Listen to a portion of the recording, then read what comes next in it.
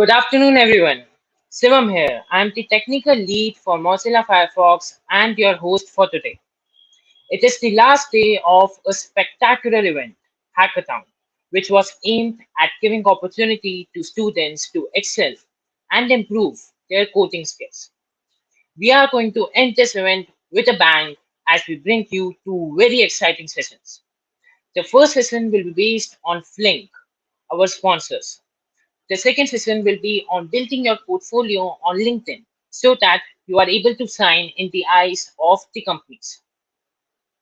Our speaker for today has been a mentor, leader, and inspiration for all of us. Let us welcome Anmol Bhaiya, the founder of Flink. Hey there, everyone. Nice to have you all over here. Really nice hackathon I'm seeing, and everything's going on.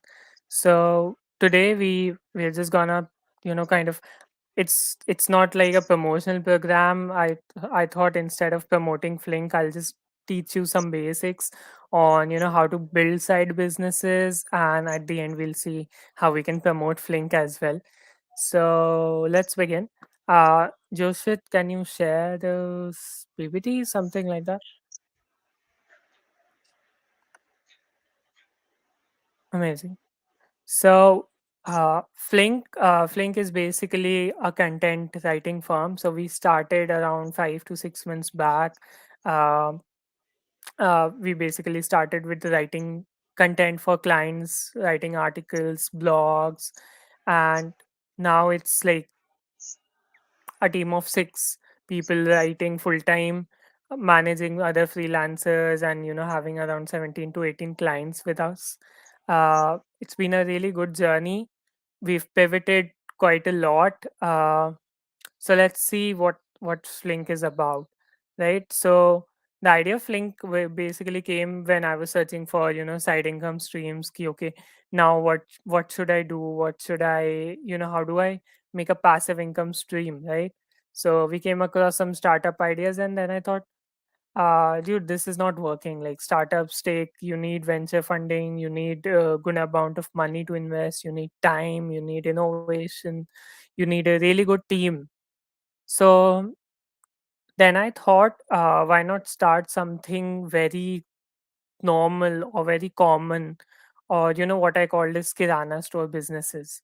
So kirana store businesses in my terminology is like something that's everywhere, and it works every time.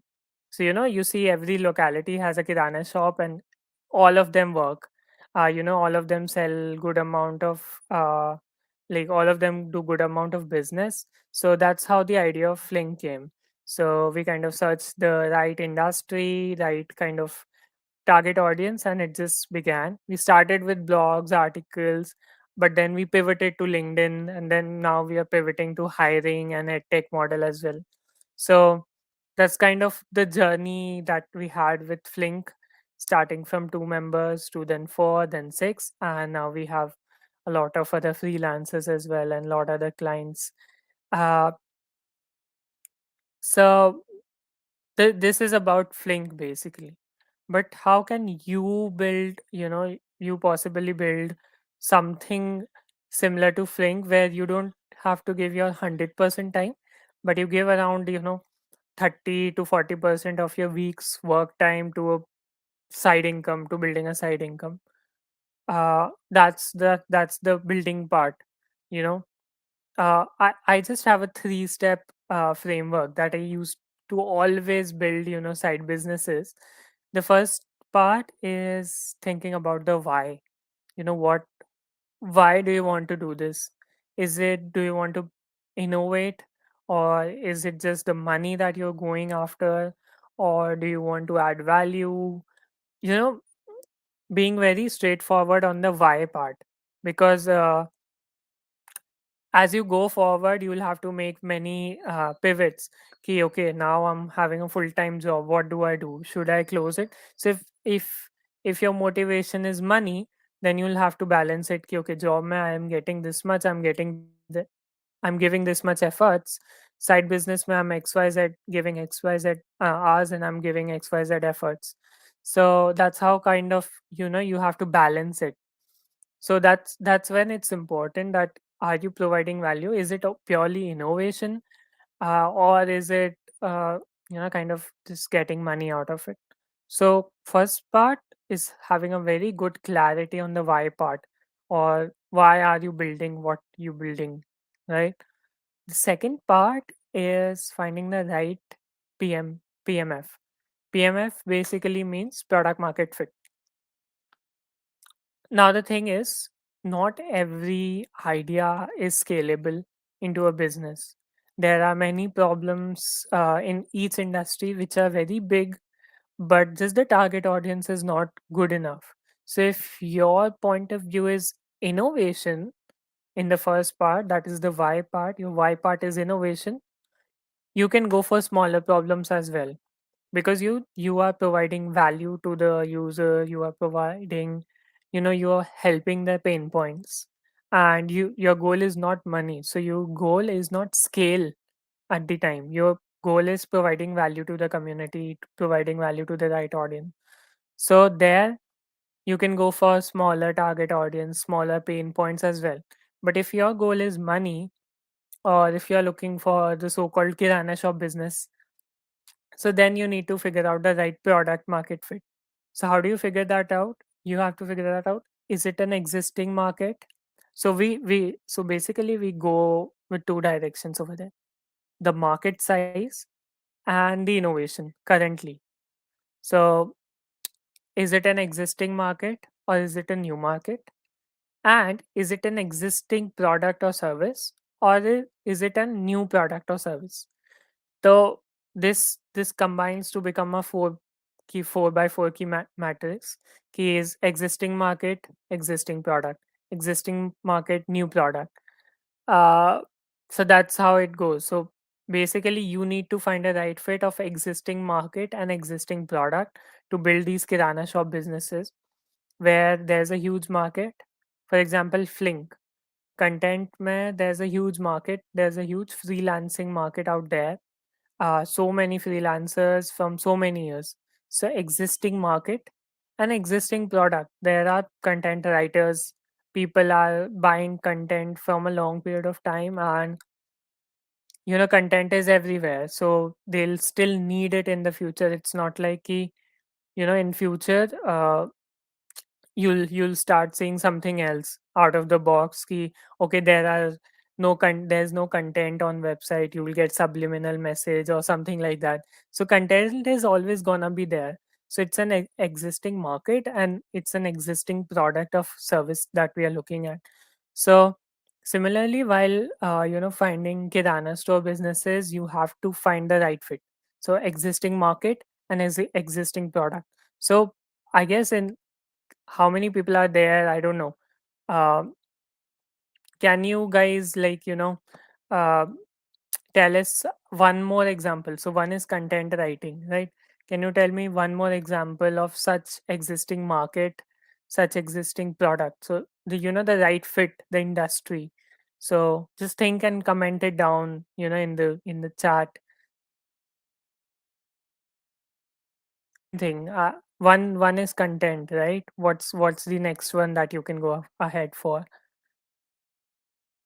Graphic designing, yeah. So, again, designing is something, graphics are everywhere, visual stimulation is everywhere. So, that's something that's gonna be there for a longer period of time. What else?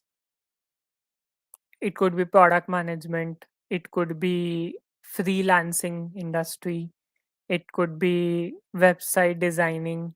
Website designing maybe now said, earlier what was there, it was coding and all. Now it's more into low code, no code, making website with Wix, Canva, all these things are coming up. uh, yeah, I recently find out we can even build websites with Canva. All right. So that was more or less about the second part of building, that finding the existing market and finding the right product market fit. Now, okay, yeah.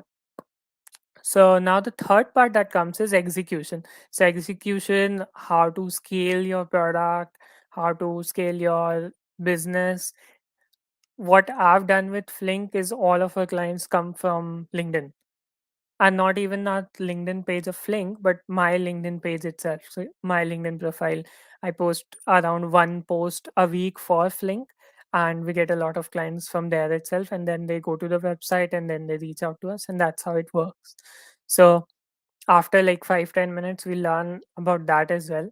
So I just wanted to know how many of you are awake right now. So I'm seeing so many fox emojis in the. So what's about that? What's about that, Shivam? What's that? So basically, we are the Mozilla Firefox Club. So it's just a way of showing encouragement for you, and it's just a way of representing our club's logo. Oh, lovely. Yeah, so So excitement. They are excited for this event. awesome. So this was more about Flink and how you come on to build similar businesses.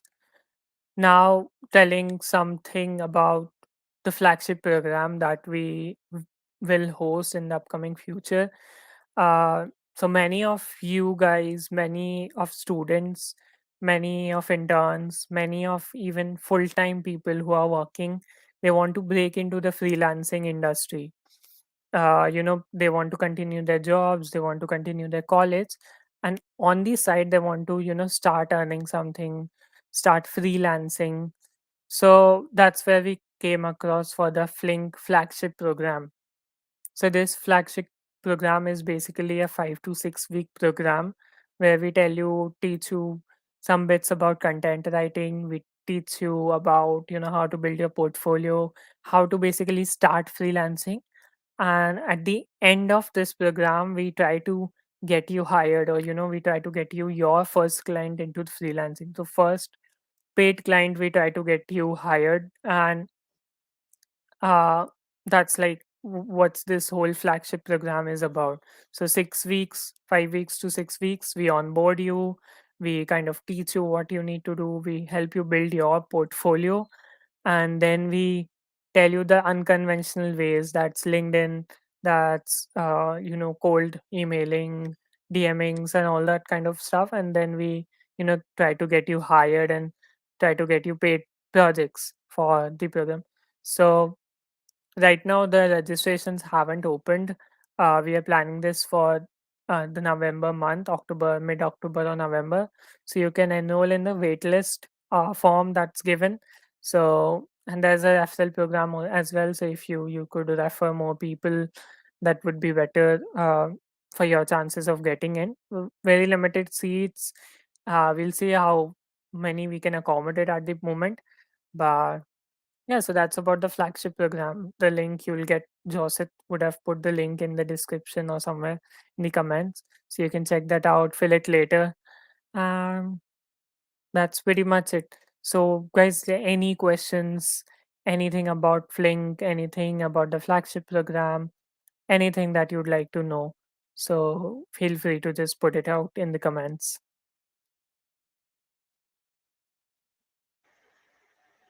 Wow, that was a really informative session. I felt like the journey that you described in making this startup really would have opened the eyes of many as to how you need to go into the market, and just not because you want to pursue a startup, but also the process that is involved in opening a startup. Yeah. It's always like you never know. It's just the hype that everyone wants to build startups now. Nobody is fixating on boring businesses. Boring businesses Yeah. really earn a lot. I mean, think for example, communities, content writing, car washing, whatnot. There are so many boring businesses that people do, building websites, so many of them that people do, but they are not just hyped up enough to build on. And there's always an existing market. So why not just earn out of it and do something boring if money is your main focus. So yeah. All right. Do let us know if you have any doubts, or else we can begin the LinkedIn session. Guys, come on, show us some excitement for the event.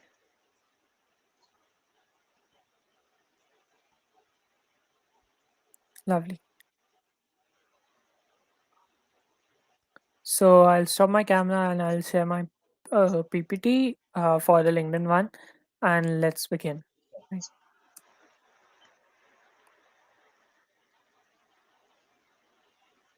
Awesome. Cool. So who's here for the LinkedIn session? I just need a hands up over here. Uh, Before we start, who wants to know about LinkedIn? Who's there in the session? Who's actively listening? So just we could, if we could see those fox emojis again on how many people are there right now. Quickly, more foxes. This is a really nice thing, Mozilla Firefox, so the fox emoji thing. Come Yeah, on, come on, guys. guys. Is everyone awake?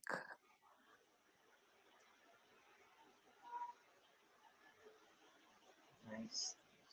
Let's start.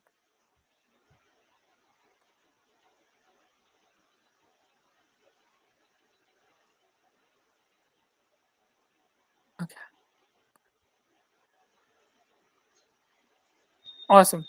So before we start into what is LinkedIn, how do you improve your profile on LinkedIn, let's just see why LinkedIn. Why LinkedIn at all? I mean, why did I do it? Why should you do it? Why should anyone do it? Why should anyone just put that many efforts and just go for LinkedIn and put there like 30 minutes of time every day or every week, whatever. So why LinkedIn at all? I mean, so I'll tell you about my experience from LinkedIn.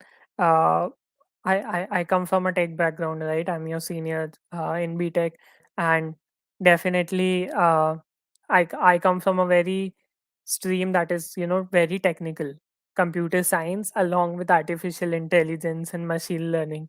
So whenever I put my resume out anywhere, they assume that I'm a very very techie person dealing with whatnot AI, machine learning, bots, this and that, Alexa, things like that. But what about my interest? What if I want to go into product management? What if I want to go into HR? I just saw Mitashi over here, so I just came up Mitashi HR. And then what if I want to go into DevOps? What if I want to go into any field I want? And I want recognition in that field. So LinkedIn helps a lot over there. Uh, it kind of helps you to build your authority outside just your college degree. Till now I've sat for college placements. I only wanted product management roles, so I could apply to only 2 or 3 companies out of 50 companies that were there, right? But on the off-campus side, if I see just from networking through LinkedIn and through similar such activities and building my brand value over LinkedIn and over the professional social media, I could get around 5 to 6 offers just off campus in my field of choice.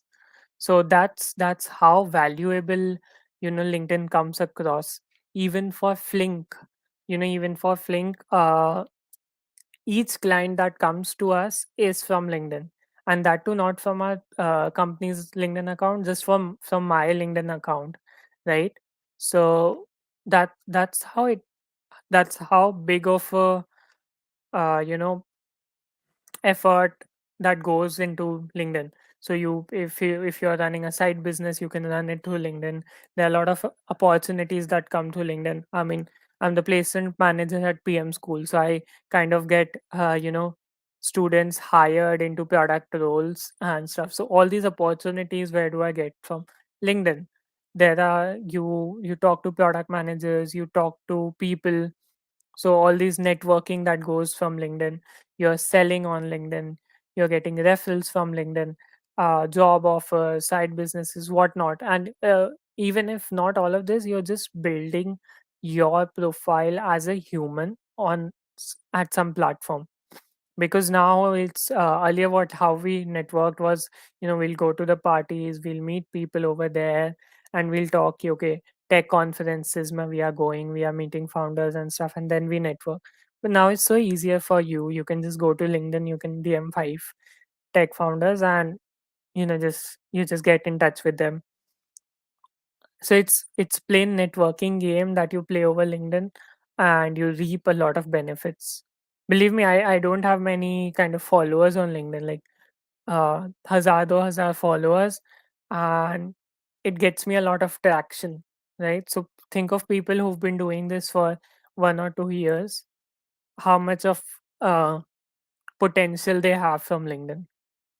So that was about why you should you can get job opportunities.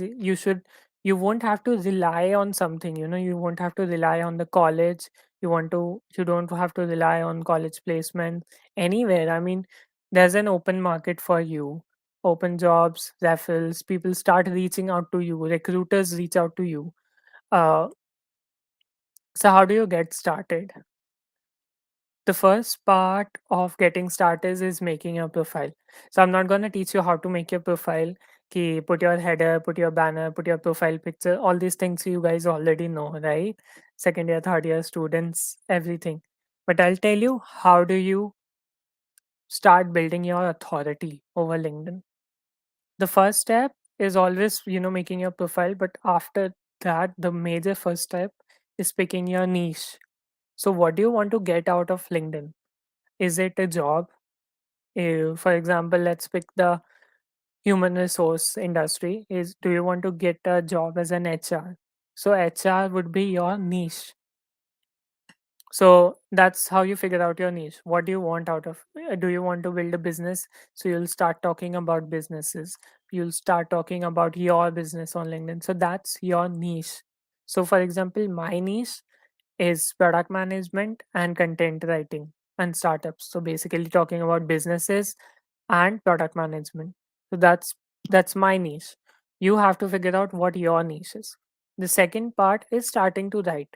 See, no, you cannot just think that every someone will understand everything from your resume. So you have to start writing what you feel, what you think, in good language, of course, no, without berating anyone. So you talk about your businesses, you talk about what the HR industry is. If it's product management, you talk about product management. If you are from tech background, you start to talk about tech. So by writing, I do not mean just posting certificates or I did this, I did that. Having a good mix of all of those. So many people even post memes. So 3 4 memes, 3 4 resources, 3 4 post on how you did XYZ thing, how you achieved something, a- all these kind of things. So writing, getting starting to write is the major thing. And always keep in mind, not many people are reading your post at first. So don't judge yourself before others judge you. So just write it down. Anyways, LinkedIn is a very professional platform, so no one is gonna cuss at you over there because they care about their profiles as well. So you can just write whatever you feel like, unless it's berating someone. So one other thing that you need to keep in mind is, not just writing is not enough. You need to network a lot, you need to build connections. So if your goal is to get jobs, connect with recruiters, connect with people at companies that you want to join. So kind of the networking part that you have to make sure you do. So a good a good breakup would be 10 to 5% recruiters, 10 to 5% industry professionals, 10 to 5% people in the company that you want to join in future, 10 to 5% of your friends, 20 30 colleagues, and people from your university, then professors. So a good round off of all these people. Try to get started with at least 500 connections at the start. So connect with 500 people, and that's how it goes basically. Then you start commenting on the other people posts, and then they come to your profile. So that's it. Let's talk about adding value, right? So let me take you to the next slide. Okay, are we awake? Are we awake over here? Can I see some foxes in the comments? Okay, Manish is awake. Urvashi is awake.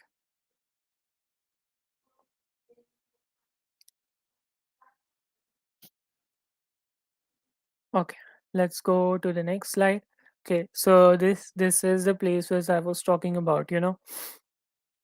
Uh, putting a good banner, a good profile picture, your education, your current firm that you're working on, a good headline. If you're not something yet, I mean, if you're building something, you can put building XYZ. Or if you want to crack into product management, you can say aspiring product manager. you know if you're not something yet, so need not worry about it. You can just put aspiring, upcoming, something like that, right? Talks about, this is basically the niche I was talking about. So I talk a lot about tech and career and product management and mindset, basically the business mindset and all. And that's basically it. And along with the about section. Now, that was the basic getting started point. Now, let's talk about adding value. How do you add value to a normal person on their LinkedIn profile? If you see, this is an example of a post that I put very a few days back. So you have to make sure that you are giving them enough value to read your post and follow you up, right? So at Flink, we do LinkedIn management for many people, right? So what I thought, I'll just teach them how to do that for free. So I told them, okay, there are two options. One is a 6 hour option, which you can learn in the post. So step by step, it was a very long post. So 5 6 steps, and we taught them everything. And then the second was 30 minutes. Okay, just come to Flink and we'll do this for you. So you'll see 3 to 4 major pointers. First thing, adding value, right? So this is, I'm teaching the actual stuff, guys.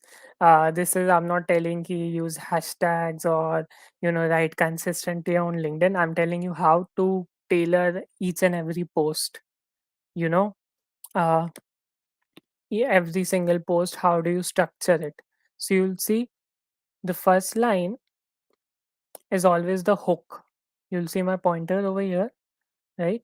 It's the hook part.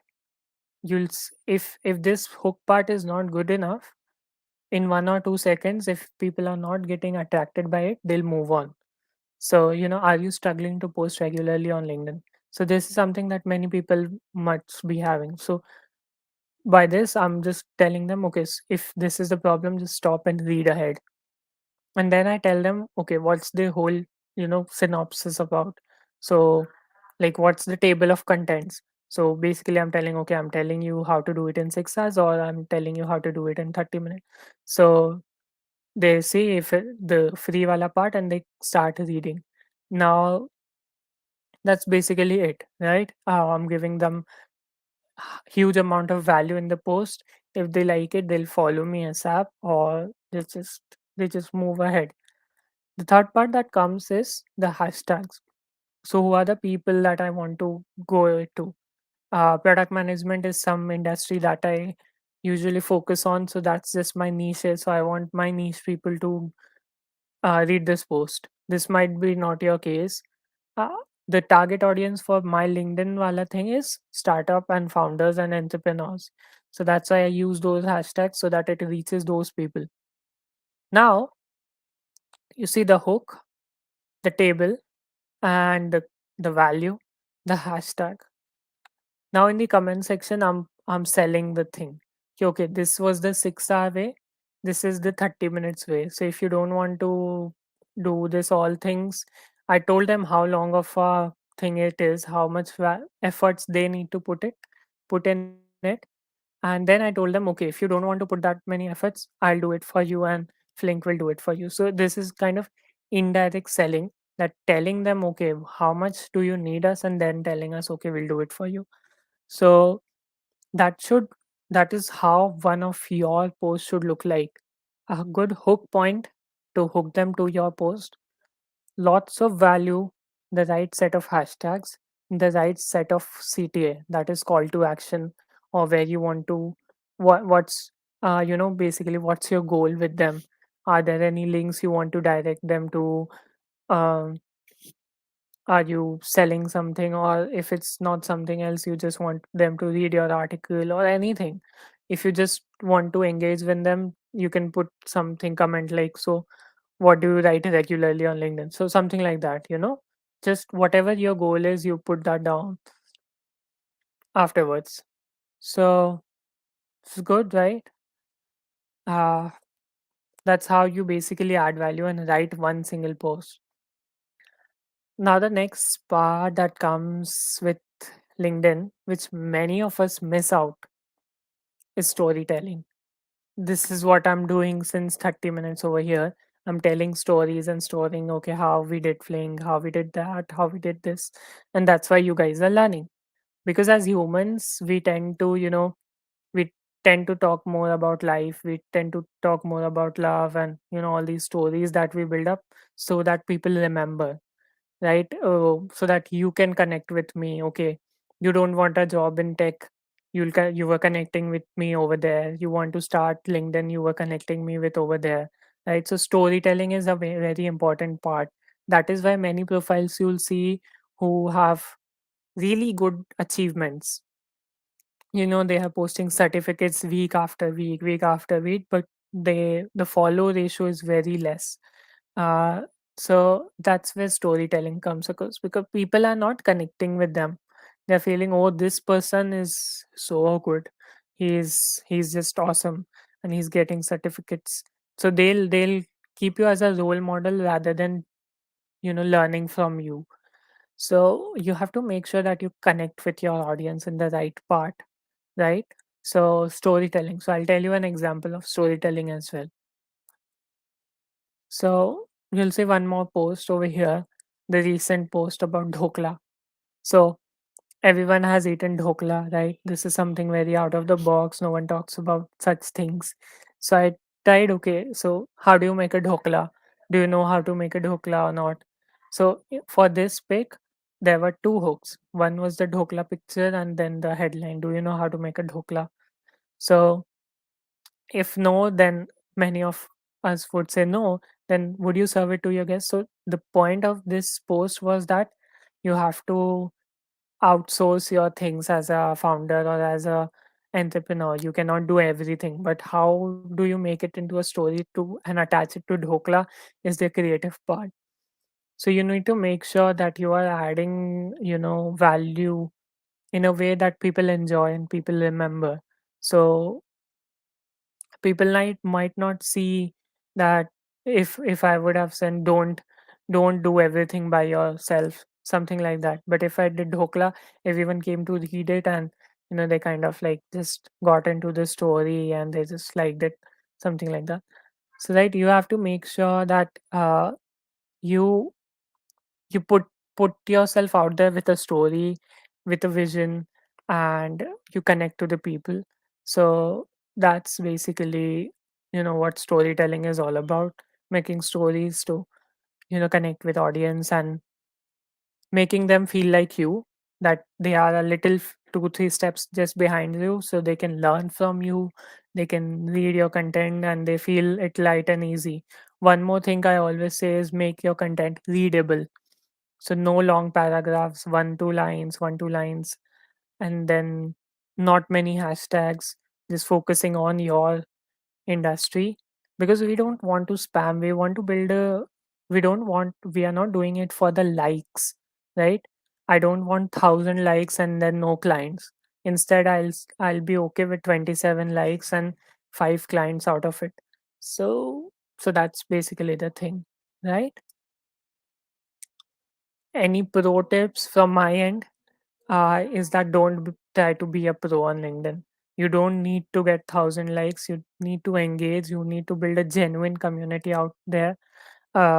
you just need to get started, right? So there's nothing to be like a pro.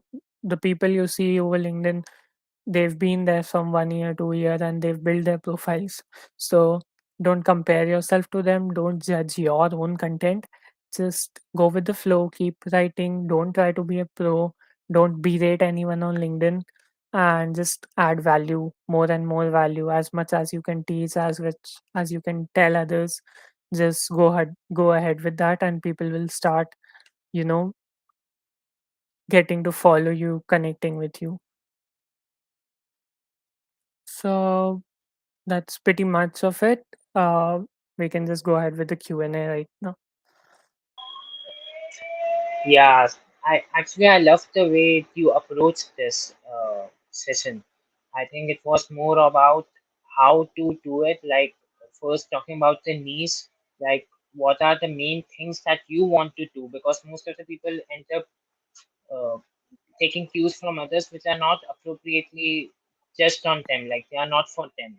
But here Yeah, you mentioned about how you can post those as well, like regarding the hook, like how do you post that, the hooks, the values, the hashtags, and then attaching a story to it. I think it's a very good way to influence the people and to actually get their attention, the important people, the people you need to influence. Now let's exactly. start with the questions. Now let's start with the Okay. questions. The first question is from Nitish. Why do we always need to update our LinkedIn profile? And is that important?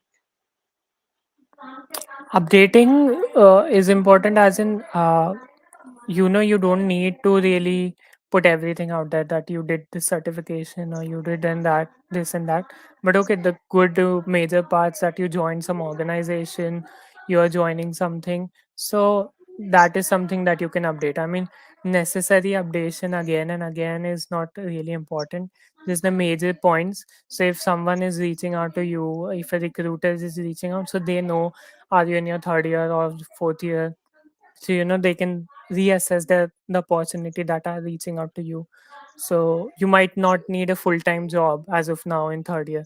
So telling that out on LinkedIn is a good thing, that okay, I need internships right now and not full-time opportunities, so that you don't waste your time and others time as well. So, but not really updating every part of your life really. So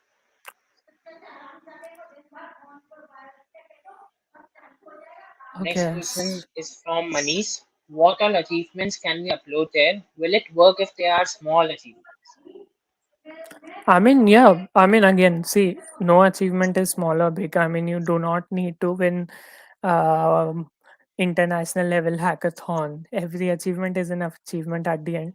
But make sure uh, that the good ones, you are adding them right to the profile in the achievement section. So 2 to 3 good achievements that show a lot of value that you've created, and then you can post about achievements, small achievements.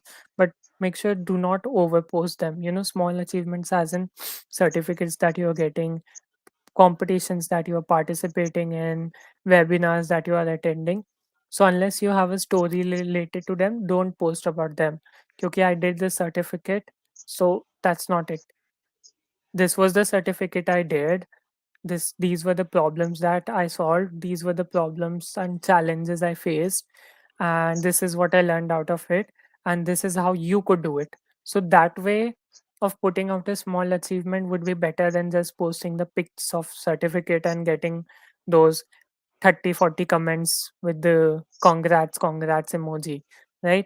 So again, if you're posting something out, make sure that it looks good on your profile and that's aligned with your goal, right? So if you want to build your profile into deep learning or data science, then you can post achievements related to that, and you need not post about your LinkedIn workshop, that you attended a LinkedIn workshop, right? So that's how it goes basically.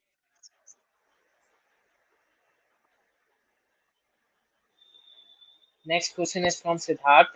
A lot of LinkedIn is content these days, and I feel to achieve my goal of huge networking, I need to have a bit of influence. Do I need to create content for this purpose? I mean, definitely, you just need to start creating content. And honestly, once you start doing that, and if you can do it uh, really in a structured way, you do not need much time for it. Like I have a WhatsApp group of my own. I made a WhatsApp group and then kicked everyone else, and that's my own WhatsApp group. So whenever I think of something that okay, this I can post on LinkedIn, I just type it over there, and at the end of 2 or 3 weeks I have like 10 to 15 topics to write post on. I'll sit for 2 to 3 hours, I'll write down all the posts, and I'll schedule them on LinkedIn on the appropriate timing, and that's it. So 5 to 6 hours worth of efforts every month can get you posting 20 days on LinkedIn. So that's the kind of create content capacity that you need.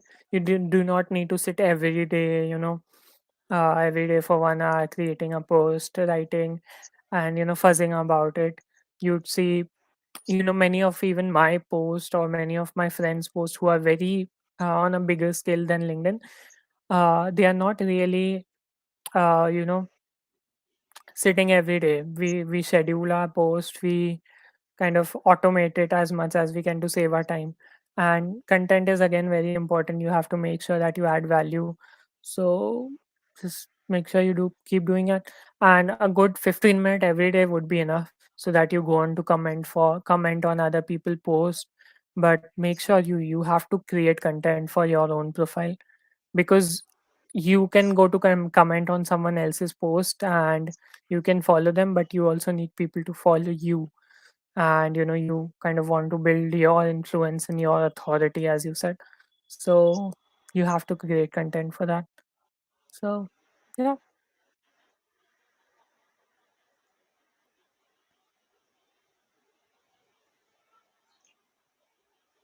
Yeah, I think that is it for the questions. Lovely. Thank you, Anmol Bhaiya, for giving us your time and blessing us with your presence. No We now worries. wrap up the session, and I would like to thank all of the participants and the audience. Thank you, everyone, and have a nice day ahead. Tada, bye bye everyone, thank you guys.